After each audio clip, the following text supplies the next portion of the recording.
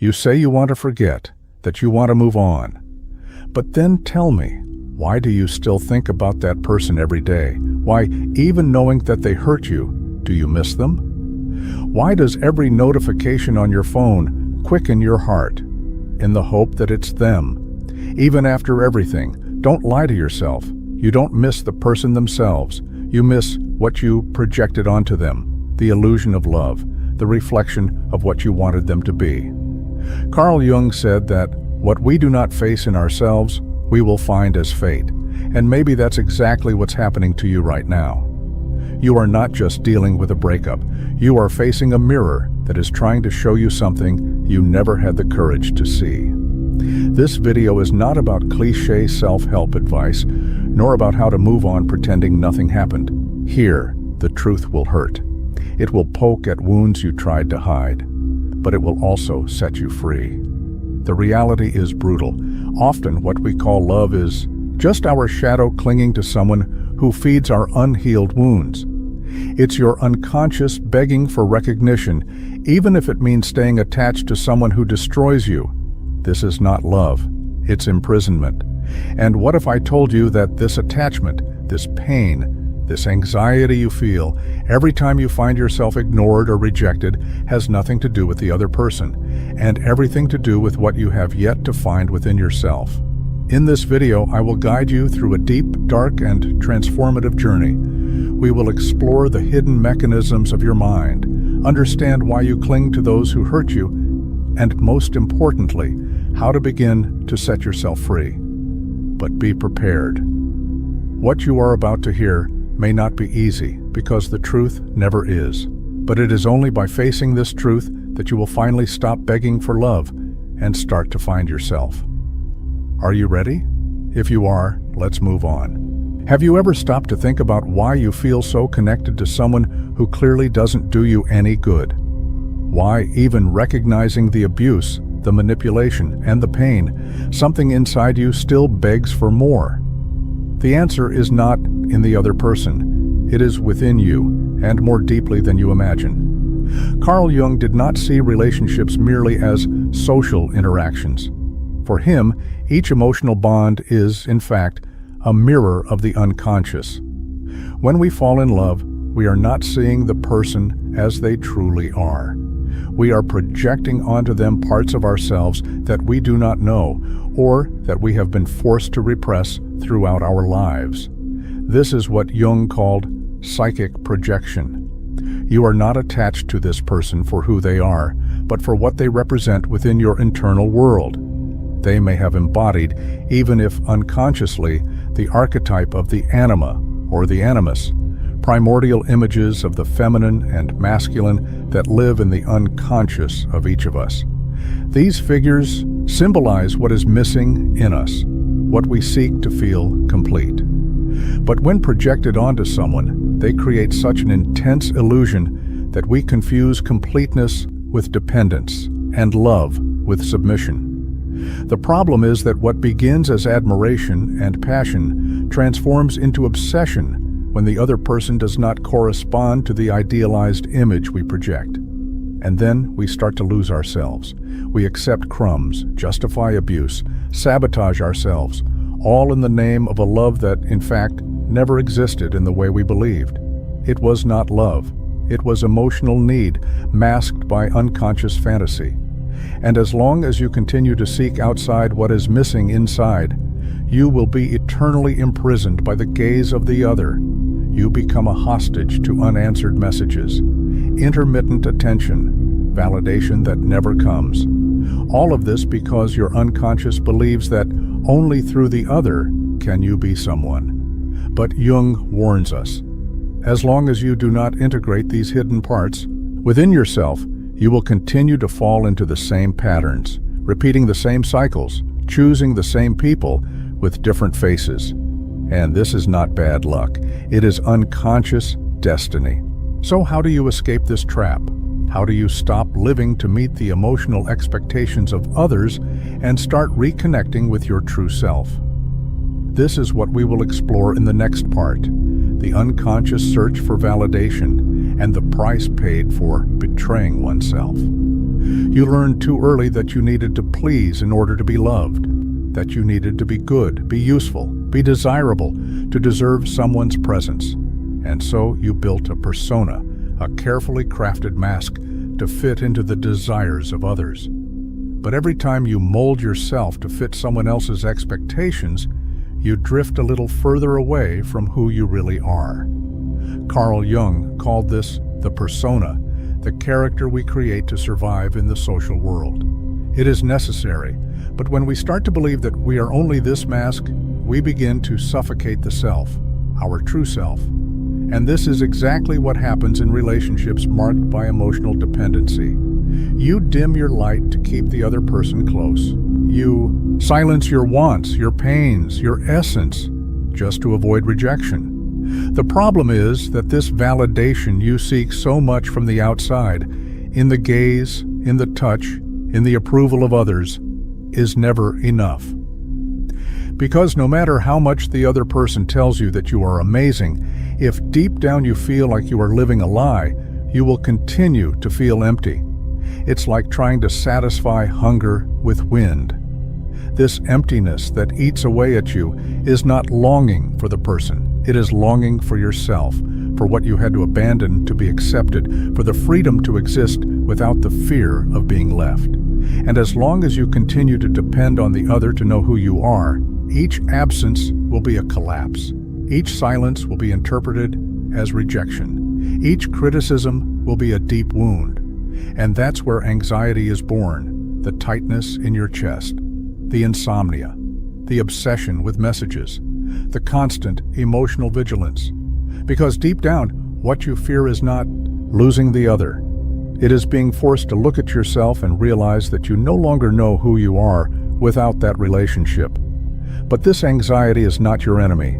It is a signal, a symptom that your psyche is in conflict, that parts of you are fighting to emerge, but you keep pushing them down into the basement of the unconscious. And the more you try to ignore them, the louder they scream. And that's when we begin to understand the true role of anxiety in toxic relationships. It is not just a side effect, it is the alarm of the soul. And to face it, you need to go beyond the symptoms. You need to confront the causes. In the next part, we will dive deeper, how anxiety arises from internal fragmentation and what it is trying to show you about yourself. You call it anxiety, but in reality, it is the muffled scream of parts of you that have been forgotten, rejected, amputated in the name of love. It is your soul trying to warn you that something is wrong, that you are living an emotional lie, that the price you are paying to maintain this relationship is too high, and the one paying is your true self. Carl Jung shows us that the human psyche is composed of multiple layers, conscious and unconscious, that need to be in harmony. When you suffocate who you are to sustain a relationship, that harmony breaks. What remains is a brutal internal division, and this division manifests as anxiety. It is not just a fear of abandonment. It is a silent struggle between what you feel and what you allow yourself to feel. Every time you swallow your tears to not bother anyone. Every time you say, "I'm fine," when you are actually imploding inside. You reinforce this split. And anxiety arises as a defense mechanism of your psyche. It is your unconscious attempt to regain balance. It is as if there is a battle happening inside you. On one side, the false self, pleading for external acceptance. On the other, the true self, suffocated, crying out for authenticity. You feel a tightness in your chest because you are trying to fit into a space that was never made for you. You feel your heart racing because your soul is running, fleeing from a life that is not its own. You feel the constant fear of losing the other because deep down you have already lost yourself. And this anguish does not disappear with a replied message, a reunion, or a new promise. Because the problem is not with the other, it is in your disconnection from your own essence. As long as you seek outside what can only be rebuilt within, anxiety will be your faithful companion. But Jung teaches us that this fragmentation is not an end. It is a call, an invitation for you to reintegrate, to look within, to listen to what this anguish is trying to say, and to reclaim the parts you abandoned along the way. And this is where we enter one of the most powerful and dangerous forces of the unconscious, the shadow. In the next part, we will explore how the psychological shadow fuels the repetition of toxic patterns and why you keep choosing what destroys you. If you truly want to be free, you need to be ready to face what you have hidden from yourself. You think you consciously choose who you relate to, but what if I told you that most of the time, it is the most hidden part of your mind that makes that decision for you? That it is not you who chooses the pain. It is your shadow, that hidden, denied, repressed part, which, in the silence of your unconsciousness, still governs your life. Carl Jung defined the shadow as everything you do not want to be but are. Everything that society, your parents, your culture said was wrong, ugly, shameful, and that you, to be accepted, buried deep in your soul. But burying is not eliminating. What you repress becomes psychic energy, waiting for a stage. And you know what the shadow's preferred stage is? Relationships. You attract what mirrors your shadow. And that is why, without realizing it, you repeat the same cycle with different people. You change the name, you change the face, but the pattern is the same. You nullify yourself. The other hurts you. You blame yourself. You beg for crumbs and call it love. This is not bad luck. This is destiny shaped by your own internal darkness. Do you get involved with emotionally unavailable people? With narcissists? With manipulators? Ask yourself, what do these relationships reveal about what you hide from yourself? Perhaps you deny your anger, your desire to be seen, your wish for control, and that is why you submit to someone who embodies exactly what you do not dare to be. The shadow manifests this way, projecting itself onto the other. You hate in them what you do not accept in yourself. You love in them what you have abandoned in yourself. It is a cruel game, but a necessary one until you face what you hide. Because as long as you do not recognize your shadow, it will continue, attracting situations that reflect it, so that, finally, you can see it. Jung said, "What you resist persists. What you accept transforms." It is not enough to flee from toxic relationships. You need to understand why they attract you, and that requires courage, the courage to look within and admit that part of the chaos comes from you, that you carry old wounds, unresolved traumas, repressed desires, and that all of this needs to be integrated, not ignored. But then, how do you transform this shadow into strength? How do you interrupt the cycle of emotional self-sabotage and rebuild the most important relationship of your life, the one you have with yourself? This is what Jung called the process of individuation. And in the next part, we will dive into this path of returning to your center, how individuation can be the beginning of your emotional liberation. Now that you have seen your shadow, are you ready to start healing? There comes a point when you realize you can no longer live divided. You can no longer be two, what you show the world, and what screams inside you. It is at this exact moment when the pain can no longer fit inside you that the true healing process begins. For Carl Jung, this is the start of individuation, the psychological process by which the individual stops being a puppet of their masks and unconscious wounds and begins to become who they really are. But don't be mistaken. Individuation is not a beautiful or light path. It is a confrontation. You will have to face everything you have avoided, your insecurities, your traumas, your self-destructive patterns. You will have to open your eyes to the games you created yourself and accept that, at many moments, you were complicit in the pain you suffered. Not because you wanted to suffer, but because you didn't know how to live any other way, because your identity was shaped by absence, the need for approval, the fear of being rejected. Individuation begins the moment you stop chasing those who do not see you and start looking at yourself with brutal honesty. When you question, why do I abandon myself so much to keep the other close? What am I trying to compensate for? What part of me do I give away every time I beg for love? These questions are painful, but they are what tear the veil of illusion. In this process, you begin to reclaim the lost parts of your soul. Every boundary you set, every time you choose silence instead of begging, every time you say no instead of bending, you're saying yes to your deepest self. You are breaking away from the false self that was created to please and building a new self, more whole, more complete, more free. And here is the most powerful point. When you reconnect with your center, the other stops being your salvation. You no longer need to be accepted to feel worthy.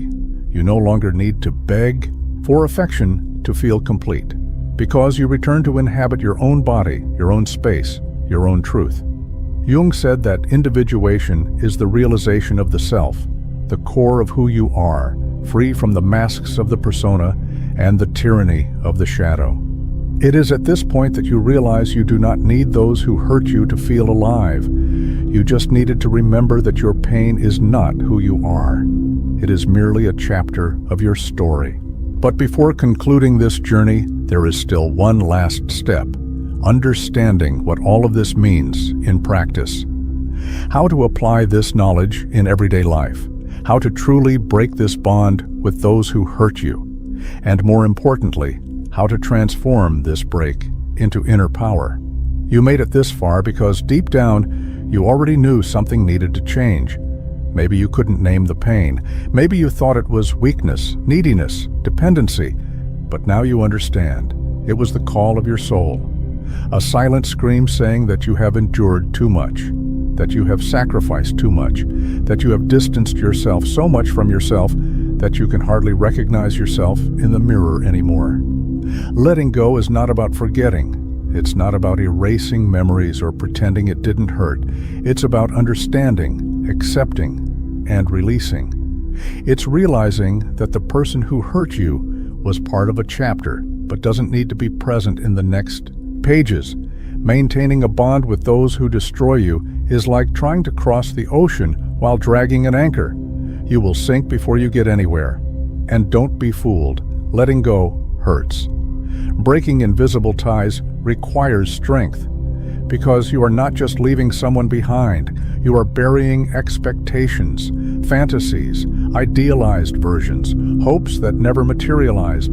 But this pain is sacred because it is the pain of rebirth. It is the necessary mourning for you to return to yourself, so that finally you can occupy the space that was once dominated by the absence of the other. You no longer need to diminish yourself to fit into tight relationships. You no longer need to mold yourself to the expectations of those who do not see your essence. The time has come to choose yourself, to put yourself first, not out of selfishness, but out of integrity.